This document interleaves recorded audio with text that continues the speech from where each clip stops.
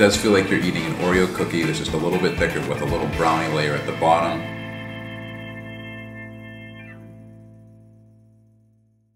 Welcome back to the Anabolic Hub, where we make anabolic deliciousness. We're back inside my kitchen today and we're doing another original recipe. Today we have cookies and cream brownies. This one is fantastic. Took a couple iterations to get the ingredients just right. I think I've nailed it. This is going to be ideal for any shredding plan, any muscle gaining plan, any main gaining plan. This is going to be the perfect snack. So without any further ado, let's get things started by having a look at the ingredients. Here we go. I can't believe it's not butter. The light one. Plain, non-fat Greek yogurt. You know we need it. Ricotta cheese, part skim. Vanilla extract. Chocolate flavored casein protein powder. All-purpose flour. Swerve granular. Swerve brown sugar, cocoa powder, baking powder, and the one ingredient to rule them all, salt. Cookies and cream whey protein powder, or any vanilla-based protein powder will do. And of course, Oreos.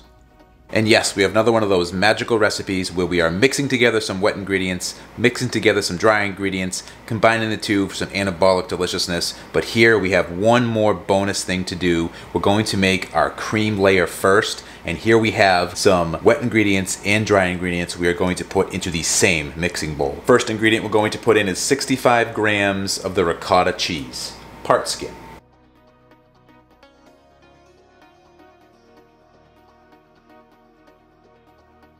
$65 grams, on the money. Next, we need 180 grams of our non-fat Greek yogurt plain. And with what's left on our spoon here, we have 180 grams of the Greek yogurt in. Next up, we need 16 grams of our cookies and cream whey protein powder, not casein, whey protein powder. You can use any vanilla-based protein powder, but if you can find cookies and cream, it's going to taste all that much better. 16 grams, on the money. Then we need 24 grams of our Swerve granular. 24 grams in. Then we need half a teaspoon of the vanilla extract. After you get all that in there, it's time to mix it all up.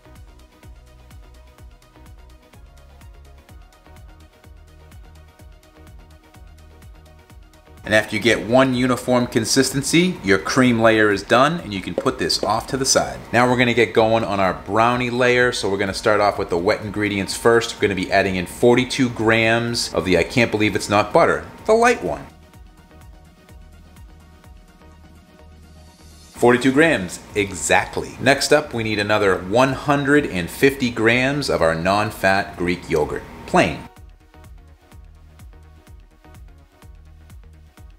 With what's left on the spoon, we have 150 grams on the money. Next, we need 60 grams of the ricotta cheese. 60 grams in. Next, we're gonna measure it out in grams this time, 5 of them for our vanilla extract. Then we're gonna mix up all our wet ingredients.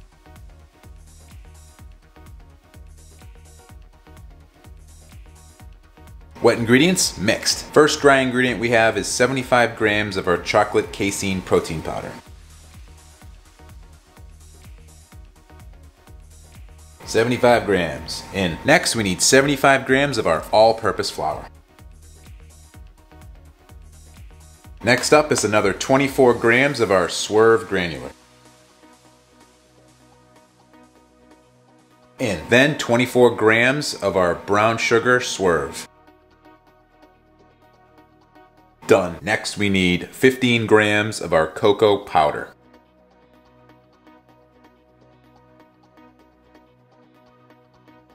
$15 grams in. Next, we need 1 teaspoon of the baking powder. 1 leveled off teaspoon going in.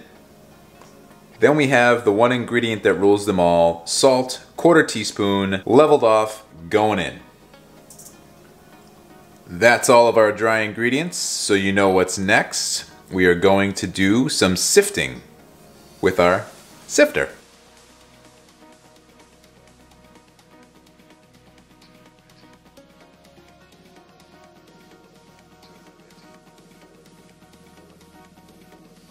Sifting complete. Don't sleep on it. just do it. Now that we have our dry ingredients all combined and our wet ingredients all combined, the next step is going to be for us to combine the two together, and we're going to do that in 3 separate batches. Batch number 1, batch number 2, and batch number 3.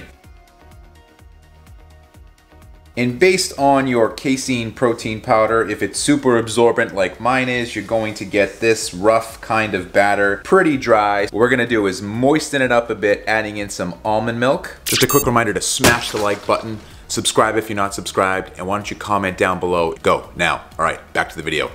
So it's going to vary based on your casein protein powder, how much almond milk you're going to need. We're gonna start by adding in 50 grams of the almond milk, mixing it up, and then we'll add about 20 grams after that if we need, and we'll keep going until we have the right consistency of our batter. Let's get started with the initial 50 grams. Okay, a little bit better, but as you can see, we still need some more, so we're gonna add in 20 grams more. We're getting closer, but as you can tell, my casein protein powder absorbs a lot, so I'm gonna actually add in 50 grams more now. Once the batter starts coming together into almost one ball and you don't have any dry parts, you know that you got the right consistency and you're ready to add this into your baking pan. So we have our baking pan here ready to go. What I'm gonna do is spray it down with some non-stick cooking spray first before I put the batter in. Non-stick cooking spray loaded, fire away. Done. Then you're going to take your brownie layer batter first and put that into the pan. You're just gonna flatten it out, spread it out so it goes corner to corner. And once you get it mostly spread out, what you can do is pat it down with your hands just to make it a little bit more even. It's gonna be very sticky though, so you're gonna wanna spray your hands down with some non-stick cooking spray. That should help out with the stickiness.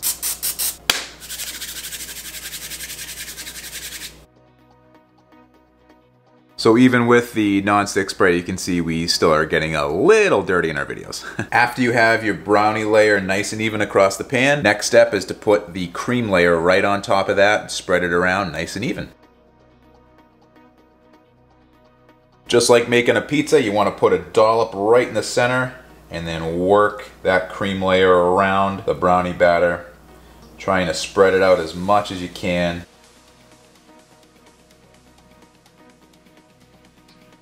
And once you have your cream layer completely covering your brownie layer, you're ready to start the baking process. We have our oven preheated to 350 degrees Fahrenheit or 175 degrees Celsius. We're going to pop this in there for 20 to 25 minutes, take it out, and then it's over to the taste test table. After it cools, of course. So while those brownies are cooking up in the oven, we're gonna smash up, bash up, totally obliterate 6 Oreo cookies here that we're going to put over the top once they come out. So let's do it.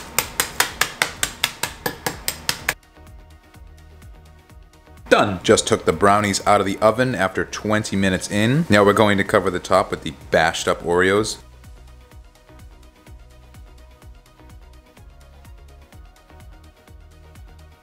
All right, we're gonna let this finish cooling and then it's over to the taste test table. So we're back at the taste test table yet again to try these Oreo brownies, cookies and cream brownies, whatever you want to call them. I have, let's see, 8 of them here. So we're gonna get right into this taste test, get it going right away. So just to kind of show you guys what they look like. All the Oreo bits on top, and we got that nice cream layer, and then the brownie layer, of course, is right below that. So I cooked these for 20 minutes. Here they're gonna be more of a fudge type brownie, so if you hold on the time for a little bit longer, you'll get more of a cakey type brownie. Let's get right into the taste test here. I'm gonna try it. Got one in my hand. This is the one I'm going with. Here we go.